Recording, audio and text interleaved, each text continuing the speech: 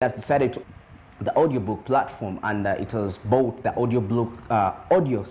audiobook platform known as Findaway.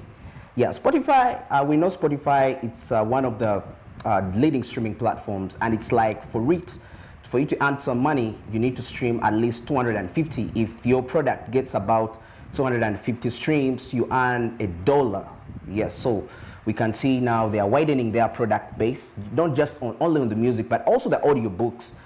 We have quite so many audiobooks. I really like audiobooks personally because sometimes reading may be a little bit hectic to the eyes. So, and you decide to. So I think with that way, they are attracting the market in some way or the other. It is Spotify's ambition to be the destination for all things for both audio listeners and creators. Yes, when we talk about creators, we mean the people that are creative. They have this creative art. They put down the articles. They write things down and they deliver these things to the people to watch. And so they have decided to put into the audio. This is a statement being made by Gustav Soderstrom. Sounds like a Dutch name. Soderstrom, yes, that is Spotify's Chief Research and Development Officer. The acquisition of Findaway will accelerate Spotify's presence into the audiobook space and will help Spotify more quickly meet the ambition. So Spotify is now entering into the audiobook space. So if you're a creator out there, think about this mentality. You can diversify. This is what we call product diversification. You don't just put only one product on the market out there. You try to broaden your audience, because some people don't really want to listen to this music necessarily, but they want to listen to something. They want to read a story. Let me tell you, people really want to read, but the habit of reading is not something that is so common amongst people. Most especially, it's very typical in our country, in Africa. We don't like to read. So audiobooks is one of the ways that can be solved. Actually, I was even thinking if it could be done for the education sector, whereby some students don't want to read the books, but they can introduce an audio syllabus that can enable the students to just go back to their hostels, their dormitories, wherever they are, and they listen in smoothly as they get. And when you do something with the audio, you seem to get, there is a way you pick very fast. Yeah, some way the other. Findaway will still be led by the founder CEO, that's Mitch Kroll, and remain headquartered in Ohio.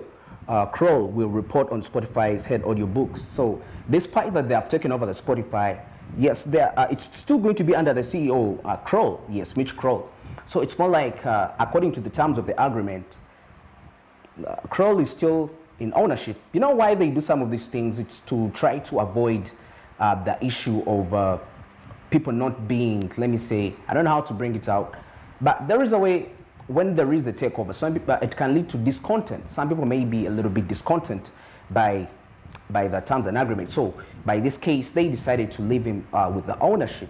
Reason being, it will enhance more creativity, because the CEO will be able, because with this coming together, it's more like trying to, let me say, to reduce on the burden, the cost burden, the cost burden, whereby they run things together. However much Spotify is still the overall boss, but CEO is still the CEO. That's Mitch, is still under control to enhance productivity, creativity. If he gets an audiobook catalog, because now when Spotify took over Findaway, it took over even the Findaway catalogs. When I talk about catalogs here, it's very common into the world of music. For example, if a record label takes over if a streaming platform takes over a catalog of a certain studio, that means they are responsible for whatever product is being released. So Findaway being a platform where audiobooks are streamed, it has catalogs it owns for different creators, because there are so many people that write books. So in this case, it has access to those creators' work.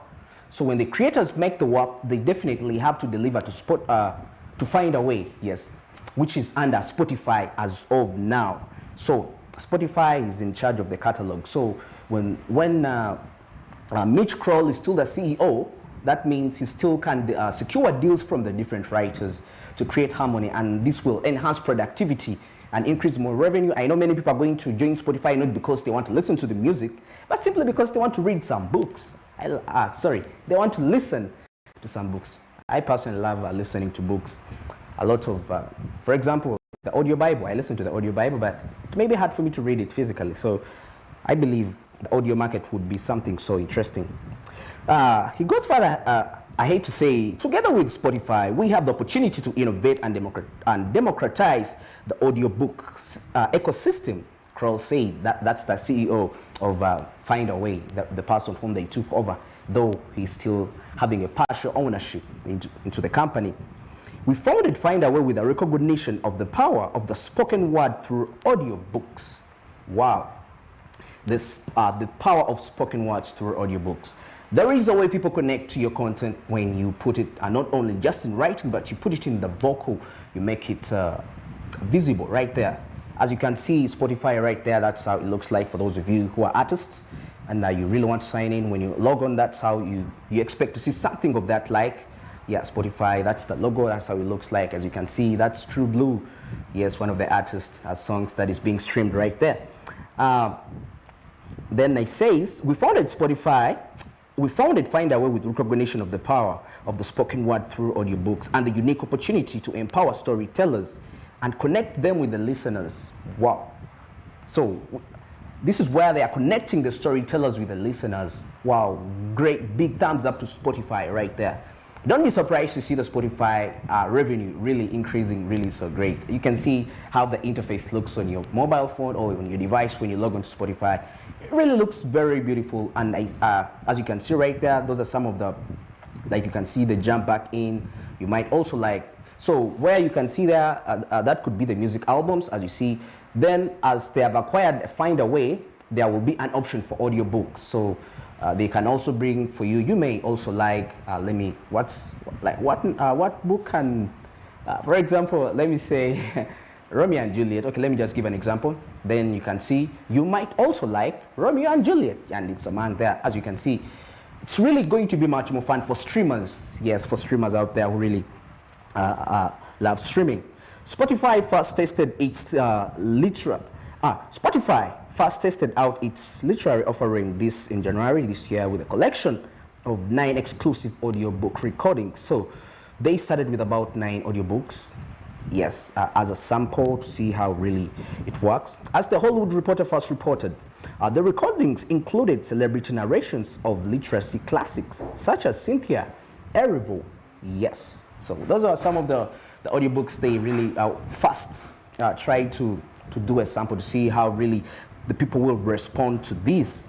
The Stockholm-based audio company led by CEO Daniel Iki has made a consecrated effort in the past years to boost its non-music audio presence.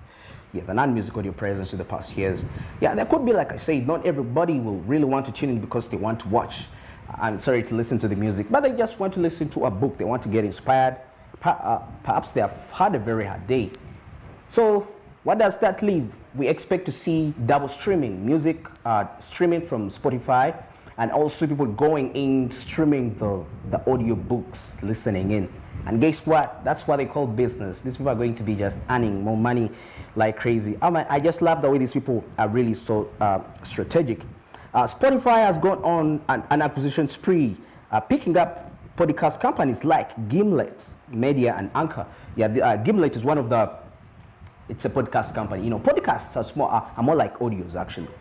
Yes, they're more like audios, so they're going to be some kind of acquisition, you know. So we expect, so if you have a podcast out there, Spotify is out there for you. If you're a podcaster, you love making, let me say, voiceovers, yes, that's also inclusive. You just go to the Spotify, you subscribe, and definitely you'll be able to get your voice heard out there. As you pay some money, definitely Spotify will be earning an income.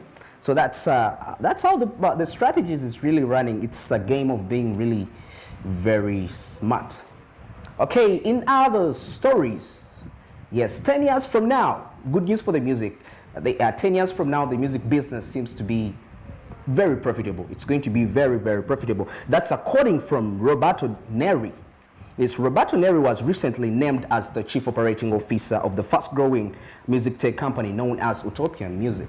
Yeah, he's come up to say, according to him, that gentleman, Robert Neri, as you're going to see right there on your screen, that's a chief operating officer for Utopia Music. It's one of the fastest growing music, but on condition that the copyright is respected, the law, the royalties they pay to the artists is respected. Yes. Prior to joining the firm, Neri spent, that's Robert Neri, spent 20 years in publishing, most recently EVP of Business Development at Downtown Utopia, headquartered in Switzerland.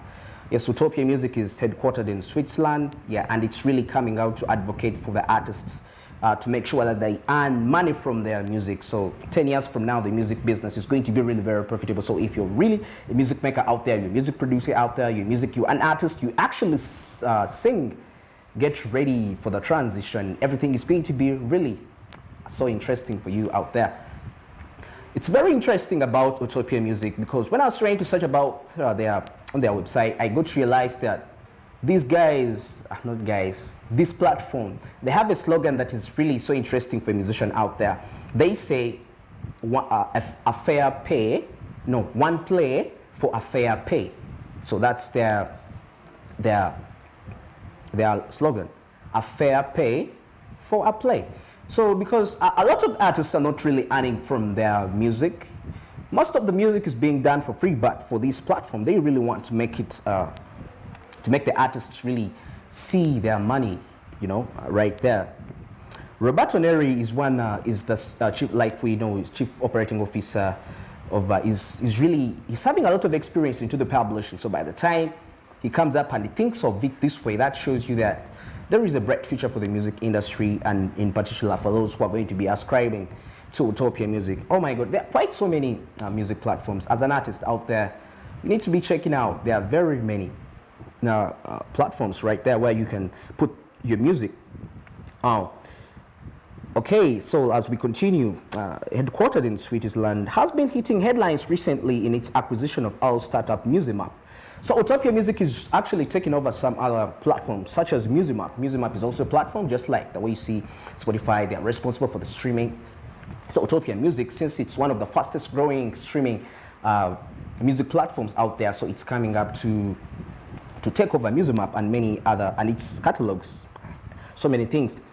So the company also took over Lyrical Financial, Utopia Music. So Lyrical Financial is actually a company which helps musicians earn money from their music. Yes, so Utopia has come up to also take over that company known as Lyric Financial, as well as string of senior lines. The company is building a platform that it says will bring near real-time trust and transparency of tracking and distributing music rights and royalties. There has not been trustworthy concerning the distribution of the royalties. Remember, when a song is being played, like for example, some platforms, depending, you know, different platforms offer different revenue according to the stream, because the money you earn from a stream is actually dependent on the person who's streaming, which country that person is streaming. A person in Africa is not going to have the same streaming offers compared to somebody in America, Europe, or whatever country, whatever continent they are based in. And for example, let me do Spotify, though we've just done it, but let me just give it as a case study, because now we are talking about Utopia Music right now, not Spotify. 250 streams, you earn $1. But remember, on that dollar, there is going to be a distribution of, first of all, the music producer. There is the record label, the manager, and it's like the artist you come last. I don't know, because recently songwriters came up to claim that the digital platforms don't really pay them money. But Utopia Music is coming to make sure that this thing really comes to an end. I don't know, what do you think? Who should get more money, a producer or the artist? Okay, they all have an important role to make the song be outstanding out there. Yes, we cannot say that the musician should be, it's the one that works much more harder. It's not like that, actually. I believe they are collective efforts, you know, because you find that when a song is being released, 40% perhaps goes to the, no, actually 60% goes to the record label, then 25% can go to the producer, and in most cases, artists are given about 15%. So Utopia Music is coming out to say that that has to end, because artists, okay, for them it's like their main, according to what I see, according to their manifesto, it's like they're trying to focus on artists' earnings from the music. Royalties, when I talk about royalties, this is money that whenever you stream, the money you're entitled to as an artist, as somebody who has copyright over that product that is being streamed. There is no doubt, this is Roberto Neri saying this statement, saying that there is no doubt that despite the pandemic, music is looking like a pretty lucrative business right now. Yes, besides the pandemic, the music is really selling out. Unlike the movies, which it's been a little bit tricky, but the music seems to be selling out. But the sad note is that the artists are not really getting from this music. So Utopia Music is coming to be like a redeemer out there. Utopia Music is located in Switzerland and is part of the computer systems design and related services industry. Yes, it's also into the service industry, making designs and related industries. Utopia Music AG has a total of 50 employees global. Wow. So it employs quite very many people out there. It's a music distribution platform. Yeah, many people get jobs in these platforms. Some of them are streaming consultants. Some of them are marketeers trying to get people to stream onto the platforms, giving musicians, like they come to musicians on the ground and they try to get business from them. It's always like that. The business world is always about marketing. You know, you have to, how best can you convince someone that actually what you have, it's worthy of their need, like they need it. So that's why the employees are right there. Total 50 employees of all its locations, and wow, it generates about $3.43 million sales. Yes, $3.4 million. That's annually. That's really quite an amount of money for a streaming platform. The mere fact that people don't really respond so much to streaming as a result.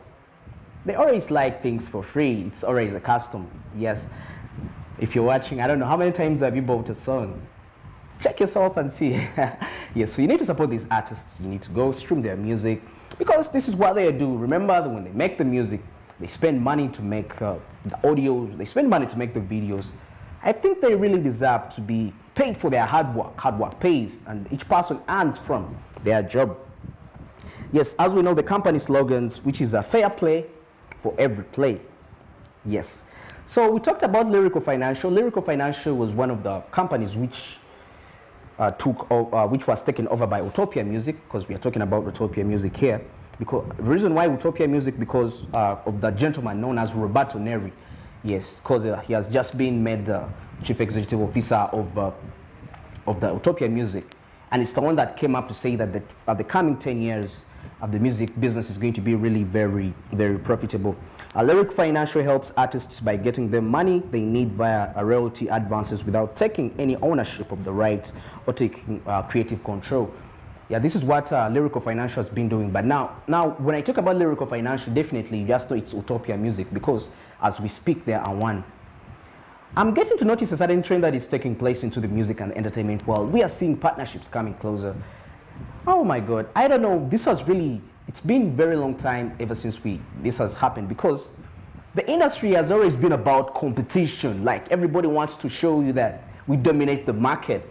But this is really something so impressive that we are seeing companies buying other companies. Oh my God, I just can't wait to see where the entertainment industry.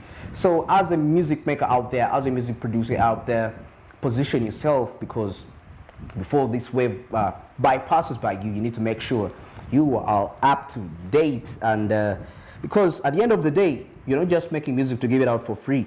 You're making the music to make money. Wow. And other stories in business entertainment, in what's making headlines, guess what? Warner Music Group. Yes, revenue rises.